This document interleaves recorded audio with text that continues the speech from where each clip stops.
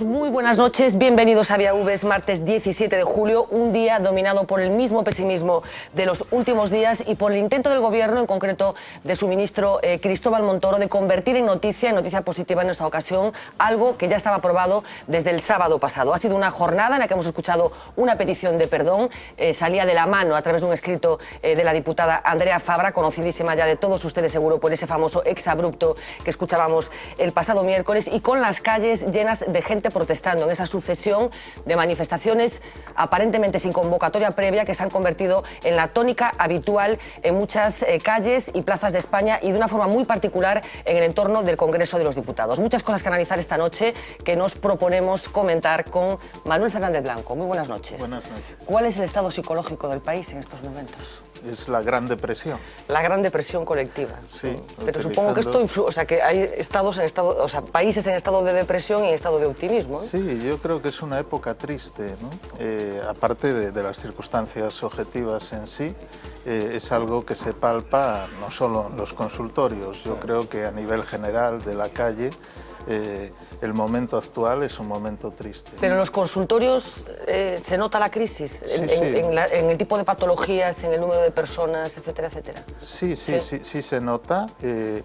Y, por ejemplo, algo que yo puedo decir es que un número importante de empresarios, yo diría que los honestos, ¿no? Los que en realidad intentan mantener probablemente la empresa familiar de toda la vida, con empleados de toda la vida, que en alguna ocasión son heredados de padres a hijos y que se ven en circunstancias muy difíciles o prácticamente imposibles, entran en situaciones anímicas muy duras y a veces es necesario incluso el recurso a profesionales para intentar aliviar ese estado anímico, ¿no? En fin, malos tiempos, sin duda ninguna. Gonzalo Caballero, muy buenas noches. Buenas noches. ¿Cómo estamos?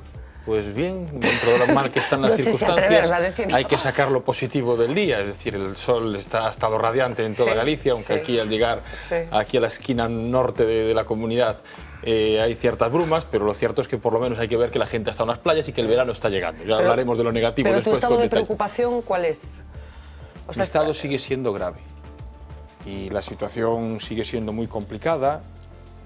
Yo creo que además a veces acabamos frivolizando la complejidad y los efectos sociales perversos que están teniendo todas estas medidas y que está teniendo el curso de los acontecimientos, y cada vez pues con mayor tino y con mayor cautela al hablar, porque todas las palabras que a veces ya nos estamos acostumbrando a escuchar a diario están teniendo efectos a diario en cientos de miles de ciudadanos que están o que estamos sufriendo de una manera u otra, como un país que ha estado en una etapa de bonanza entra en un ciclo de depresión económica. Hemos tenido una primera recesión, una segunda caída en recesión, un pronóstico negativo para este año y todavía más perverso para el año siguiente, a través de los últimos indicadores, unas recetas que nos vienen mandadas por los mercados y por la Unión Europea de recortes, que podemos analizar lo positivo y lo negativo que pueden tener, pero desde luego que suponen un retroceso social sin precedentes, y todo ello genera ya no solamente un escenario de recesión macroeconómica, sino un escenario que sitúa a la economía y a la sociedad española en el escenario de la depresión económica. Y esto es algo que podemos decir con mucha frivolidad, pero que detrás de las palabras hay efectos sociales perversos, y por lo tanto con muchísima cautela y con mucho tacto, porque preocupa todo esto, que los ciudadanos estén en la calle, preocupa que los ciudadanos salgan por los últimos recortes, pero que sigue preocupando que siga habiendo 5 millones de parados, que siga habiendo cientos de miles de hogares sin un solo salario, y que todo ello nos tiene que hacer buscar una salida, yo creo que a través de algún tipo de mecanismo de pacto social, para intentar poner todo lo mejor de todos encima de la mesa y conseguir una salida lo más digna y lo menos lesiva, sobre todo para los que más necesitados están. La verdad es que los indicadores negativos se siguen apelotonando cada día. Hoy, por ejemplo, hemos conocido la cifra de españoles que han decidido coger las maletas y marcharse, es el doble que a estas alturas del año pasado, y hay también indicadores que tienen que ver con la exclusión. En Galicia, nada más y nada menos que el 22% de los gallegos están en estos momentos en riesgo de exclusión. Hay comunidades en las que todavía esa cifra es superior, así que no estamos hablando, como decía, de ninguna tontería. Manuel Lago, muy buenas noches. Buenas noches. ¿Cómo estamos? En fin, eu creo que xuntando as dos veces anteriores estamos nunha situación moi negativa, ¿no? Eso é evidente, ¿no? mesmo, eu creo que hai xente que está empezando a utilizar esa expresión, estamos nunha especie de suicidio colectivo. O sea, hai un economista que eu creo que é moi respetado por todos, Guillermo de la Dehesa, que di que a ruptura, el utiliza esa expresión, di que a ruptura do euro non pode ser porque eso sería o suicidio de 400 millóns de persoas e esos fenómenos non se dan. Pero en todo caso, parece evidente que no caso de lo que está sucedendo en España, estamos nese proceso de suicidio colectivo, o sea, de ir pouco a pouco, dende xa levamos, en fin, dende maio de 2010, non? En principio Zapatero, continúa el Rajoy nun proceso de deterioro que parece que non ten fondo e ademais a terrible sensación de que fagamos o que fagamos, nos fagan o que nos fagan, non sirve para introducir estabilidade, para tocar o piso e empezar a remontar, non? E eu creo que esa é a maior sensación de frustración, porque si superamos que con este golpe empezamos a remontar, eso introduce unha esperanza individual e colectiva no futuro que te permite encaixar o golpe mellor, non? Como a sensación que temos é que dende que empezaron ca primeira reforma laboral no ano 2010, con o primeiro paquete de recorte, ca primeira reducción dos salarios dos empleados públicos do 5%, aquel día que chorou Elena Salgado, a prima de risco, a famosa, iba a decir outra palabra, prima de risco estaba en 250 puntos e a grave preocupación é que chegara a 300, e dende entón entregamos as pensións, varias reformas laborais, agredimos a sanidade, agredimos a educación, estamos a punto de acabar ca dependencia, non hai investimento público, etcétera, etcétera, e a pesares de todo iso, de que cada vez o 99% do país vive peor, a pesar de todo isto, a prima de risco está en 550, camiño dos 600. Entón, esa combinación de que son todos recortes, todos elementos negativos, todo dolor por parte dos cidadáns e que non sirve para parar o proceso, eu creo que é o que nos ten desconcertados e deprimidos. Ayer Lourenço Fernández Prieto, que nos acompañaba en la mesa, historiador, como saben, decía que los historiadores están valorando la posibilidad de que el escenario es muy similar, con todas las diferencias que introduce la historia, lógicamente, al de los años 30, algo que también ha salido, por ejemplo, de la boca de Paul Krugman, también ha alertado sobre esto. Domingo Bello Janeiro. Muy buenas noches. Muy buenas noches. Sí, la situación es realmente de desconcierto y de desesperanza. Es cierto que este gobierno lleva 6 meses.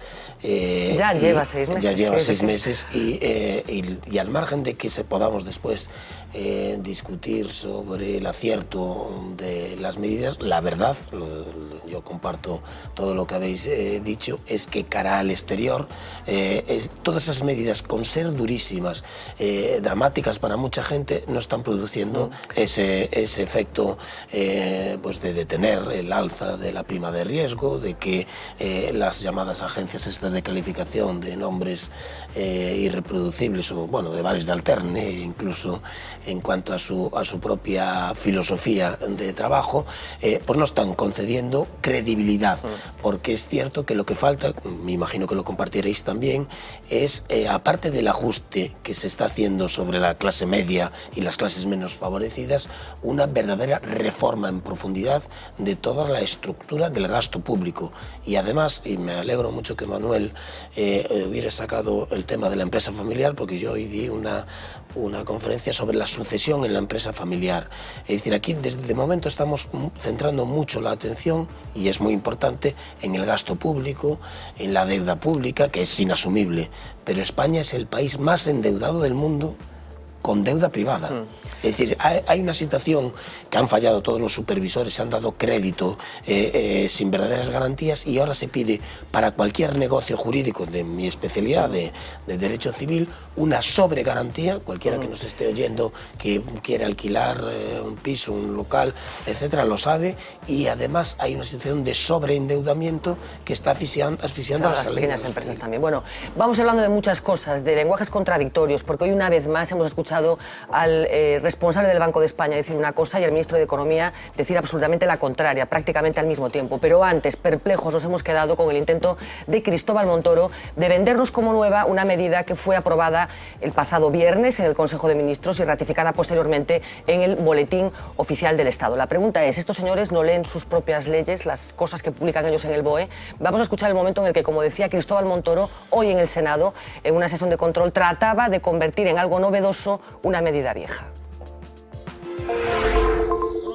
El ministro de Hacienda se plantó hoy en el Senado con un anuncio. Voy a aprovechar mi comparecencia en el Senado para hacer un anuncio y es advertir que todos los funcionarios de cualquiera de las administraciones públicas, sea la general, autonómicas o municipales, con ingresos inferiores a 1,5 veces el salario mínimo interprofesional, cobrarán la paga de diciembre, es decir, a partir del nivel de 962 euros. Pero el anuncio no era tal. La excepción ya se conocía, como le recordó un senador del PSOE. Señor ministro, léase usted el Boletín Oficial del Estado del sábado. Señoría. Léaselo porque está. Y me parece muy grave que usted no haya leído el Boletín Oficial del Estado. Montoro reconocía que la medida no era nueva, pero la culpa del anuncio, que no era anuncio, no era del Gobierno, sino de los medios de comunicación. Es lo que he hecho, anunciar algo que está publicado en el Boletín Oficial del Estado, pero que en medios de comunicación pues no se ha difundido. A ver si tengo suerte y realmente muchas personas que ven con angustia esta medida pues se sienten liberados por ella. Un vistazo a la prensa de este fin de semana contradecía al ministro. Los periodistas sí se habían dado cuenta de que los funcionarios mileuristas podrían cobrar la extra de Navidad, y así lo habían contado. Sin embargo, el anuncio de Montoro logró llevar a los titulares de las webs una medida con la que el Ejecutivo quiere suavizar su hachazo a los empleados públicos. Una excepción que, según el titular de Hacienda, solo beneficiará a unos 10.000 o 15.000 funcionarios del Estado y a un número indeterminado de las administraciones local y autonómica. Bueno, una excepción efectivamente que compete a los funcionarios, a los empleados públicos mileuristas, pero lo que nos ha llamado muchísimo la atención, Manuel, es esta gestión, una vez más, desastrosa de la información. Y yo pregunto, no sé si Cristóbal Montoro no sabía lo que se había publicado en el Boletín Oficial del Estado o pretenden hacernos comprar algo viejo, vamos. Sí, trascendendo da anécdota, porque ti falabas tamén da distorsión entre o gobernador do Banco de España e o ministro de Guindos, non? Esa distorsión terrible entre o que la Joi di no Parlamento o que contan logo na rolda de prensa e que logo se publica no BOE, que sempre é distinto. Eu creo que debería de llevarlle ao goberno unha reflexión, ¿no? Porque unha das críticas fundamentais ao goberno Zapatero era a súa descoordinación. E que no momento que vivimos de enorme complexidade e que España está no centro do microscopio da especulación financiera mundial, o goberno ten que ter un discurso único, unificado. Digamos que tomar medidas deste tipo son sempre negativas, eso ten mala imaxe en fora, pero o que ten unha imaxe terrible é que non se saiba como se van a facer as cousas, que existan contradiccións, que por poñer un exemplo, pues que teñamos aprobado pues, o rescate do sistema financiero fai 2 meses e ainda non sabemos cando van a chegar os cartos, cales son os tipos de interés. Eso, eu creo que a xestión... Ni las condiciones. As condiciones, nada, ¿no? Entón, eso eu creo o que é desesperante. E este goberno tería que ter aprendido da experiencia de Zapatero e evitar este tipo de comportamentos. Non pode facer comunicacións triples, non pode sacar collos a chisteira, porque eso provoca unha sensación de improvisación, de descontrol, de desconcierto, de falta de un plan. Porque eu creo que todo se reduce ao final a isto, a idea de que este país necesita un plan, que ten un goberno con maioría absoluta que debe aplicar un plan, e ese plan ten que ter medidas, un cronograma claro donde nos digan de aquí a dentro de 3 anos isto vai pasar isto e estamos todos de acordo en facer. En a medida en que cada media hora hai unha contradicción entre membros do goberno, pues estraga esa necesidade de unha política estratégica. Gonzalo, yo no sé qué sensación te produjo lo que acabamos de ver. Bueno, yo, por hacer también una reflexión en alto, yo no sé si la gestión de Montoro ya ha sido desastrosa o ha sido un éxito. Es decir, si el objetivo que quería el gobierno era hoy lanzar a la opinión pública... ¿Pero por qué no lo contó el viernes? Bueno, justamente lo que ha conseguido hoy, no digo que no el viernes, como lo recogía no, porque el propio... él intenta decir, os voy a hacer un anuncio, como una cosa nueva. Él intenta primero eso, después cuando lo pillan en las patatas... Y está recogido ahí en las propias páginas de La Voz, como La Voz lo recogía. Lo que quiero decir es que si 3 días después él quería ocupar la primera noticia de los digitales, de los periódicos digitales, a lo largo del día de hoy lo ha conseguido. Es decir, con ese reanuncio, no anuncio, pues sí ha trasladado a la opinión pública algo que había pasado desapercibido. El hecho de que aquellos funcionarios mileuristas o menos que mileuristas que van a tener un trato especial y que van a cobrar la extra de Navidad, lo cual en el fondo hay que paliarlo por el hecho de señalar pues que estamos hablando de una cantidad de ciudadanos que trabajan entre los 10.000 y los 15.000 estiman entre los millones de funcionarios, ¿no? Y que en todo caso además excluye pues a los que sean funcionarios que tengan unos ingresos de 1.000... No, los que cobren 963. Eso, a partir del euro siguiente de forma no progresiva, de forma que yo no conozco con detalle cómo es el efecto, pero lo que recogían también los medios de comunicación es que al no tener un efecto progresivo, al final el que tenía un sueldo ligeramente mayor iba a acabar cobrando menos que el que tenía menos y le mantenía la extra. ¿No? Esto es lo que se está trasladando. Tampoco sé cuál es el número de trabajadores que estén, pues, por ejemplo, entre los 960 y los 1.200 euros, es decir, ese tipo de cuantificación por estratos. En todo caso, yo creo que el gobierno ha conseguido algo y es generar en el momento de los recortes pues un debate sobre una medida que es una medida muy mínima y que no tiene ninguna cuestión y que parece trasladar una cierta sensibilidad social del gobierno en esta cuestión. Yo creo que todo esto al final tiene distintas lecturas, ¿no? Y hombre, yo estoy escuchando mucho el debate que se está planteando con el no a los recortes. No a los recortes, no a los recortes. Yo, desde luego, no estoy de acuerdo con todos los recortes que se están haciendo y además soy un firme convencido de las políticas socialdemócratas, de las políticas que impulsan la demanda y del impulso del estado del bienestar. Pero más allá de la cuestión de lo que uno tiene en sus principios, lo cierto es que el país tiene una situación muy compleja y hay que ver cuál es la línea de actuación que hay para sacar a este país del fondo de la depresión a la que está llegando. Y en esa línea los mercados imponen ciertas medidas, Europa también, muchas de ellas recortes, y en el fondo los recortes se están convirtiendo en una droga. En una droga que es necesaria mantenerle cada X tiempo a los mercados y al paciente para conseguir que no tenga una crisis. Los médicos me podéis dar una cuestión más médica, pero creo que es bueno entender que se trata de una droga para que los mercados o la Unión Europea no hagan que de repente el país entre en un espasmo y se muere directamente. Pero en el fondo esta droga de recortes acaba llevando a una muerte segura también, porque al final estamos dando dosis de algo que el paciente no debe reclamar, sino que los mercados y el discurso neoliberal le reclaman, pero que en el fondo está llevando a una situación en la cual no se relanza el crecimiento económico. Entonces, el problema es que el país ha tenido, sin duda, una deuda privada muy alta y una deuda pública que, no siendo el principal problema en el origen, acaba siendo un problema en medida... No era ningún problema. En medida en que la crisis económica... La deuda pública es equiparable a otros países igual, pero la deuda privada no existe en otro país. Lo que quiero decir es que la deuda privada estaba en el principal problema cuando surge la crisis. A medida que las primeras recesiones llegan, que se va ralentizando el crecimiento, que tenemos tasas de crecimiento negativo, aumento del desempleo y demás, el Estado entra en desequilibrio de las cuentas públicas y a partir de ahí se empieza a sumar también un problema de deuda pública creciente, que sin ser exponencial pues sigue teniendo un valor añadido. En todo ese escenario, el problema que tenemos es que hay una cuestión clave que es la cuestión del crecimiento económico.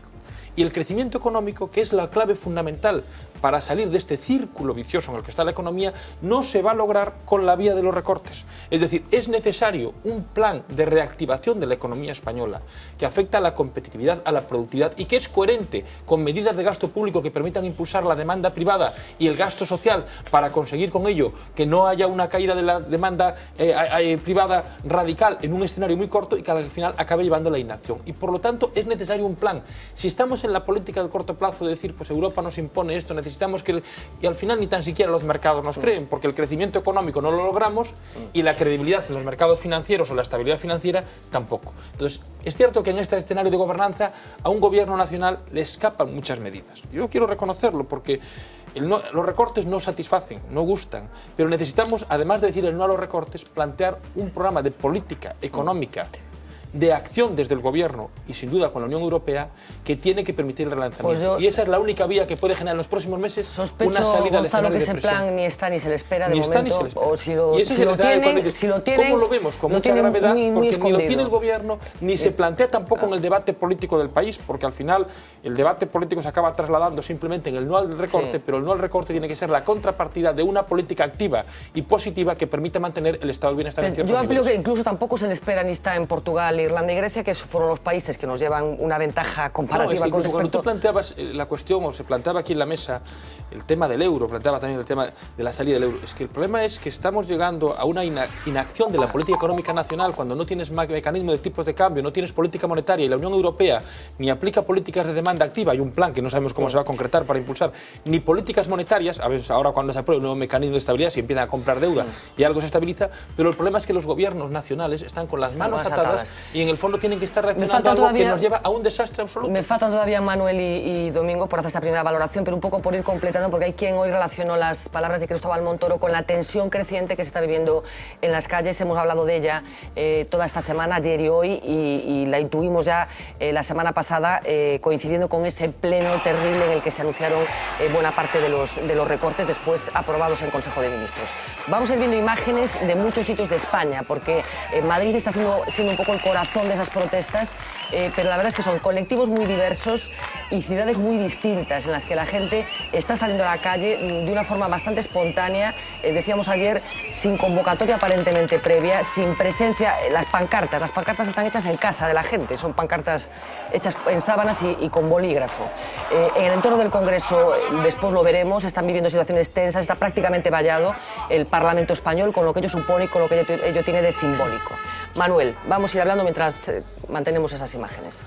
Sí, para empezar, retomando, yo le llamaría el lasus de Montoro, ¿no? ¿Y van cuántos? El lasus semanal. Sí. Yo creo que no es un lapsus, yo creo que es una actividad preconcebida para conseguir Gonzalo, filtrar a los medios de comunicación una noticia que no se había visto. Eso quería decirte. Ojalá fuera algo voluntario, calculado. Casi me merecería mayor confianza si fuera el producto de una estrategia que lo que me parece que es el producto de una desorientación, de una desorganización. No, porque si es producto de un cálculo me merecería mayor respeto, pero me parece que es un producto o bien del argumentario, del famoso argumentario que esa mañana en el móvil dijo todos los militantes tienen que anunciar la buena nueva de que dentro de los recortes hay un recorte que se perdona. Pero me parece que no es así, que coincido con Manuel, que me parece que más bien es producto de la desorganización y de la falta de rigor, ¿no? A mí me parece que este tipo de medidas, retomando lo que comentabas, ¿no? Tú decías, es como una droga que se da cada vez más, ¿no? Pero parece que cada vez más esa droga genera una mayor tolerancia, como todas las drogas, y que cada vez hay que dar una dosis mayor para conseguir el mismo efecto, pero ni siquiera eso. Yo más bien diría que parece que esta estructura que denominamos mercados, inversores, etcétera, es como un león feroz. Cuanta más carne se le da para calmarlo, más gordo se hace, más grande y más carne pide. Si estas medidas son necesarias, para mí, dentro de la lógica modal, lo necesario es aquello que por esencia hay que hacerlo, pero funciona. Es del orden de la necesidad. A mí me parece que esto es del orden de la pura contingencia, pero sin rumbo. Porque no hay ningún efecto real. Si realmente el efecto es calmar a los mercados, nada de esto se está produciendo. Entonces yo, dentro de un pensamiento bastante simple, digo, parece que no se trata de esto. Y también me hace pensar, yo ayer escuché muy atentamente el programa, porque me parece que cada vez se perfila más que todo esto, más allá del acierto o no acierto, va hacia un cambio real del sistema social. Y me parece que realmente lo que está en juego es un cambio de paradigma. Es la entrada brutal en el neoliberalismo más feroz y quizás una revancha por las cesiones que en un momento histórico se han tenido que hacer por parte de la gente... Claro, pero funcionaba. Funcionó durante unos años. Funcionó, ¿no? Sí, pero... O sea, produjo bienestar en una población y produjo crecimiento, creo que se hablaba ayer. Es que el estado del bienestar funcionaba bien y producía crecimiento, además. Incluso tiendo a pensar que beneficiaba a aquellos a quienes se les impuso inicialmente. Claro. ¿Por qué? Porque favorecía una estabilidad social y un funcionamiento social que al final beneficiaba a todos. Pero la avaricia rompe el saco. El famoso contrato social. El famoso contrato social. Sí, y creo vamos a ir introduciendo más que... argumentos. Enseguida te escuchamos, Domingo, pero vamos a abundar un poco en el asunto de las protestas en la calle, porque como decía, hay un corazón en el que están palpitando esas protestas y que tiene mucho de simbólico, que es el entorno del Congreso de los Diputados en Madrid, en el centro de la capital de España, en donde prácticamente a diario, coincidiendo con la actividad parlamentaria, hay decenas, cientos de funcionarios, de personas enfadadas, protestando por lo que está aconteciendo. Algo muy simbólico, decía, y que hemos recogido en este vídeo. La actividad de los funcionarios paralizada y las calles por momentos también.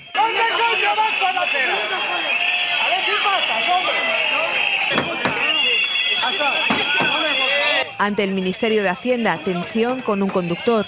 Otros aplauden. Es otro corte, el del personal sanitario del Hospital de la Paz. Riada de funcionarios en la Castellana mediodía. Los conductores lo sufren con impaciencia y estoicismo a partes iguales. Que siempre cogen a los más fáciles, que somos nosotros. Llegan los coches oficiales y suenan las bubucelas de un centenar de policías nacionales.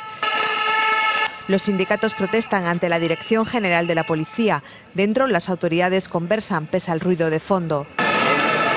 Lo oyen los nuevos agentes para la capital, que comenzarán a trabajar con recortes en las nóminas. Cafetódromo de los funcionarios de Granada y Café en Mano anuncian que a partir de septiembre no relajarán ningún requisito en la gestión de trámites. Bueno, pues los representantes políticos hoy opinaron sobre la circunstancia. Algunos dijeron de una forma clara que la situación se puede ir de las manos, el caso de Rosa Díez, pero opinaron muchos otros para valorar, como decía, esto que está pasando en el entorno del Congreso de los Diputados, en donde al final está depositada la voluntad popular. Los ciudadanos cercan el Congreso y claman contra sus diputados. La reacción de Interior, vallar el Congreso, divide a los parlamentarios. Ha habido intentos de acceder al Congreso de los Diputados por distintos manifestantes. Es un criterio del Ministerio del Interior para garantizar la seguridad, aunque a mí me parece un poco desproporcionado. Similares a las que se produjeron en la pasada legislatura. No recuerdo el Congreso así nunca, ¿no? A mí esto me parece una exageración. Hay quien cree que no hay que temer la ira popular. Hombre, yo no, fíjese, voy a cruzar la valla en sentido contrario, o sea que no tengo ningún miedo. Quien confía en el juicio policial. Si la Policía Nacional determina que ha de ponerse. Y quien diagnostica que el mal está dentro y no fuera. Cuando una institución sirve más a los mercados que a los ciudadanos, pues tiene que vallarse para evitar a los ciudadanos. De momento, acceso cerrado hasta nueva orden. Bueno, yo no sé si somos conscientes de lo simbólico de lo que acabamos de ver. El Congreso de los Diputados vallado para protegerse de la gente que está protestando. A mí me parece espeluznante lo que estamos viendo y me parece, no sé quién era de ellos, no sé si era Gaspar Llamazares, que decía que nunca había visto el Congreso, y mira que en el Congreso han acontecido avatares por todos recordados. Sí, la situación es de, yo creo que habéis coincidido, de desafecto a una clase política que sigue, porque mira, al borde de la insumisión, ¿no? Por citar el célebre artículo, pero porque sí es cierto, y lo comentabas tú en la primera intervención, este gobierno lleva 6 meses, un poco más de 6 meses. Es el presidente del gobierno, desde luego en la historia de la democracia y con toda probabilidad en toda la historia de España, que accede a la presidencia del gobierno con un mayor bagaje previo. porque Zapatero lo hizo muy mal, pero puedes decir en su descargo como causa exonerante, mira, pues era un inexperto, porque lo era, un poco, no era el primer trabajo que tenía y lo hizo muy mal, y es verdad, pero es que este presidente del gobierno, y además le sobrevino la crisis y nos enteró hasta 6 años después, pero este presidente del gobierno desde hace 7 años está alertando de esta situación en la que nos estaba desembocando las políticas nefastas de Zapatero. Previamente había sido 5 veces ministro, vicepresidente del gobierno, presidente de una diputación, etc.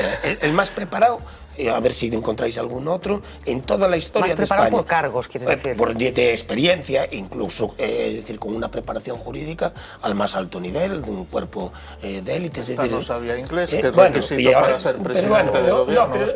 Pero digo yo... No alertaba, no tenía ese ojo clínico de haber alertado durante 7 años de la crisis. Sí, hombre, llevaba no, si lo que le bueno, es que si hace 7 años alerta sobre la crisis... Le estaban achacando que era catastrofista. Puedo asumirlo, pero no, hombre, sí, están las hemerotecas, pero que se le achacaba al Partido Popular. Hombre, el debate de Pizarro con Solbes fue hace 5 años y ya lo alertaba Pizarro, y antes estaba pues en gran medida, bueno, pues 5 años, me da igual, o 3. Bueno, en cualquier caso, yo también busco una valoración de lo que está sucediendo y de lo que está suponiendo, lo que está aconteciendo. A mí me parece gravísimo lo de Montoro. Psicológicamente será mucho mejor que sea un caos, pero a mí si es mala fe, eso está tipificado como, es decir, con voluntad de engañar, o como cuando dijo que había que subir el IVA. Se puede razonar que uno está de acuerdo o no, pero lo que no se puede decir es que se sube el IVA porque defrauda mucho la gente, porque entonces a los que pagamos se nos pone cara de tonto. Ya que no consigo que me valore las gradas. Sí, la grada, insumisión, desafecto, y sobre todo por falta de comunicación del gobierno, que tenía que hacer hace 6 meses, decir, mire señores, hace 2 años, por que estéis de acuerdo, alertamos de esta crisis, venimos con este paquete, hay que adoptar estas medidas. Y eso hace 6 meses la gente lo hubiera asimilado y adoptado. Ahora parece, a lo mejor hubieran ganado las elecciones. ¿Qué sensación te produce las imágenes que acabamos de ver no Congreso dos Diputados? No, vamos a ver, eu creo que existe un enorme risco democrático neste país agora mesmo, non? Por 2 elementos. Por un lado, os mercados teñen demostrado que son máis fortes que os gobernos, e cambiaron gobernos en Italia e en Grecia, e o poden cambiar aquí. E, en segundo lugar, por parte dos cidadáns, existe un alonxamento da política, dos partidos políticos, fundamentalmente os partidos políticos que gobernan ou que gobernaron, non? Como é o Partido Popular e o Partido Socialista, porque están demostrándose incapaces de dar unha alternativa. E que estamos desfondados.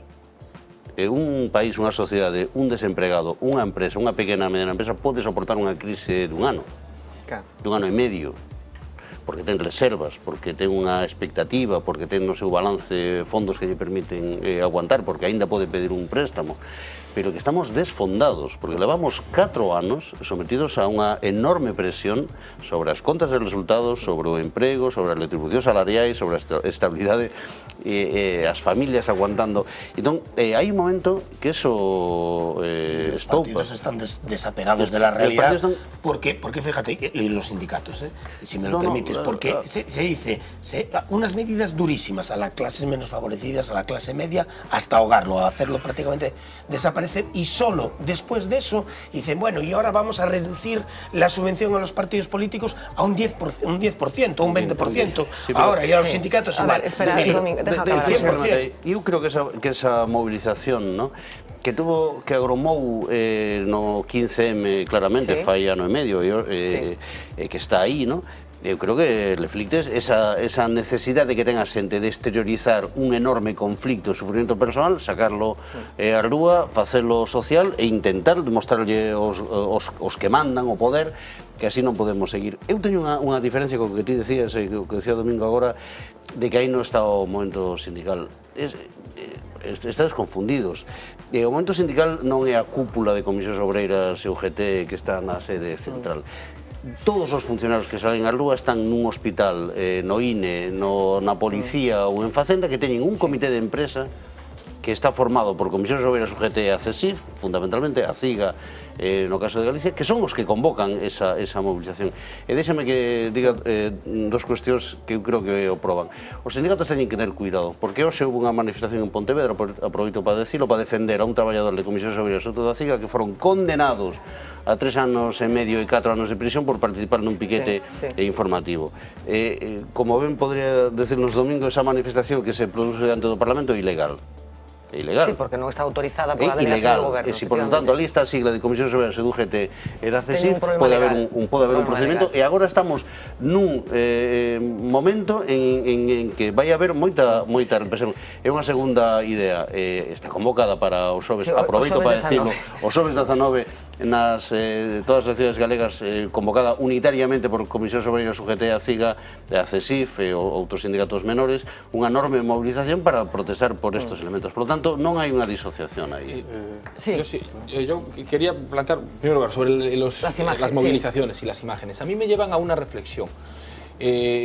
Cuando hay una crisis económica de este calado, en cualquier lugar, en este caso en España, al final va a haber brotes de movilización en distintos momentos. En un momento tomó la fórmula del 15M, ahora está tomando esta. Yo también quiero decir, yo soy funcionario, soy de los afectados, por ejemplo, por lo de la paga y demás. Y la verdad es que cuando veo este tipo de movilizaciones que hay ahora, que además creo que resulta muy injusto, sobre todo porque en la función pública hay distintos niveles salariales y creo que los niveles salariales más altos pueden experimentar algún tipo de contención. No es mi caso de los más altos, pero incluso en el caso intermedio de algunos funcionarios como yo, pues podemos incluso asumir una contención. Pero mi mayor preocupación no está ni tan siquiera con el funcionariado que está siendo castigado de forma injusta y continua. Mi mayor preocupación sigue estando con los millones de trabajadores que no consiguen trabajar y con las familias que tienen a todos los miembros sin conseguir un empleo. Esa es la mayor. Entonces, cuando ellos ya no tienen ni capacidad para movilizarse, porque ayer salía también esta circunstancia. Mi reflexión más personal es toda mi solidaridad contra estos recortes, pero en el fondo protesta la gente que todavía tiene algo que perder. Esto está tan mal que la gente que ya ha perdido todo. Tenemos que asumir pues algún tipo de y el drama de la generación que viene detrás. Iba la cuestión más genérica esto, digamos, a lo que es el brote de movilización de estos días, que habrá que mantenerlo, desde luego con las protestas que van a estar convocadas por los sindicatos para dentro de 2 días y demás.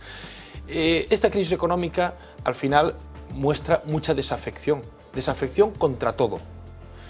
Contra los sindicatos, contra los partidos, contra la justicia, contra el sistema político, contra la democracia, contra la monarquía, contra todo.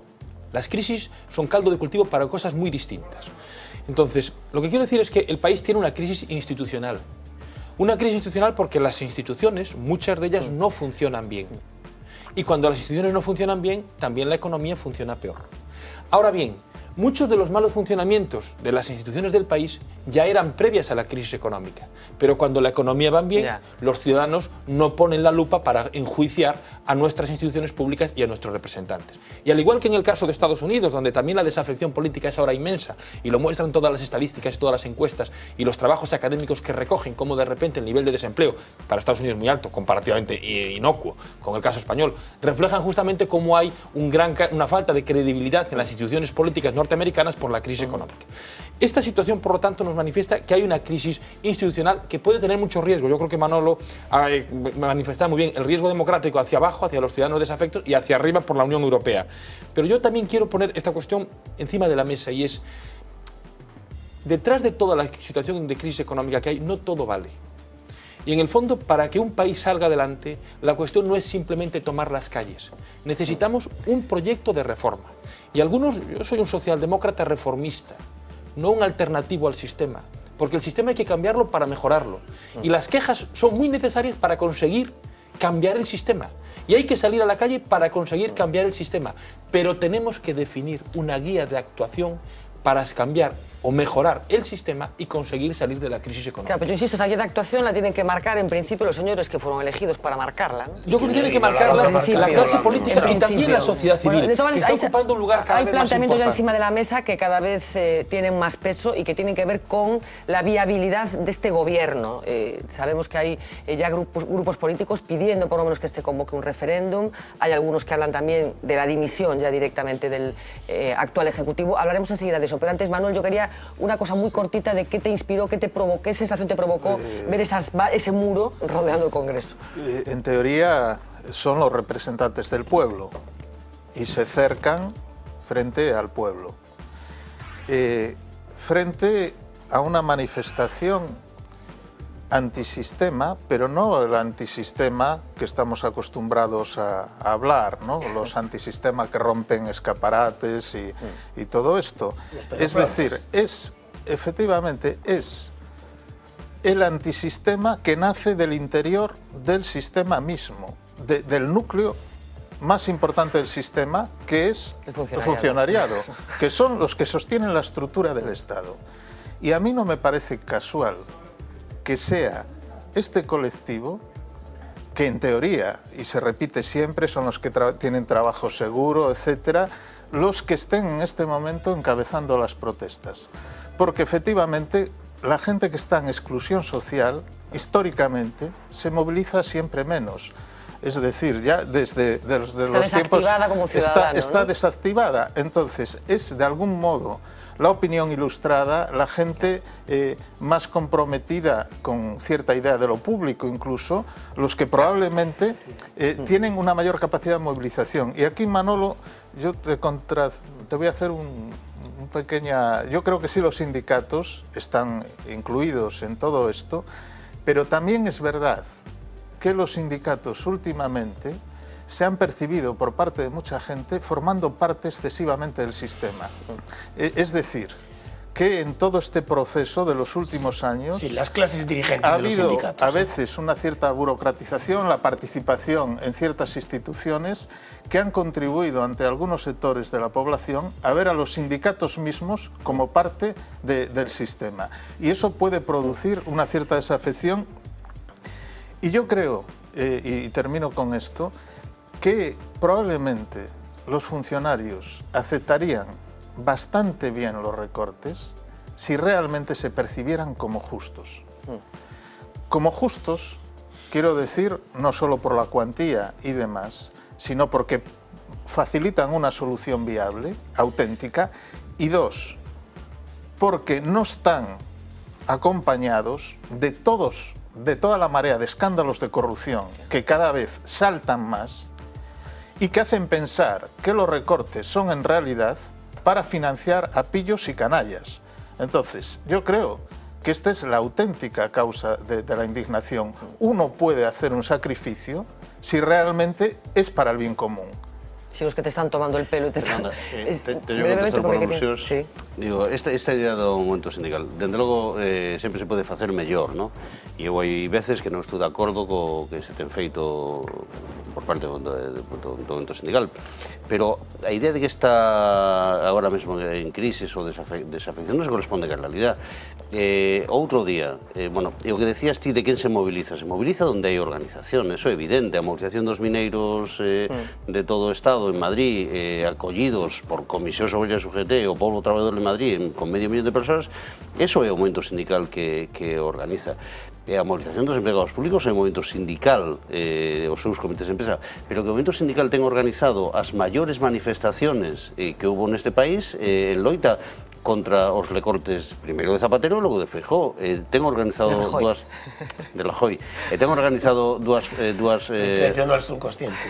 folgas xerais e se teñen convocado na rúa e o veremos o xoves a miles e miles de persoas movilizándose.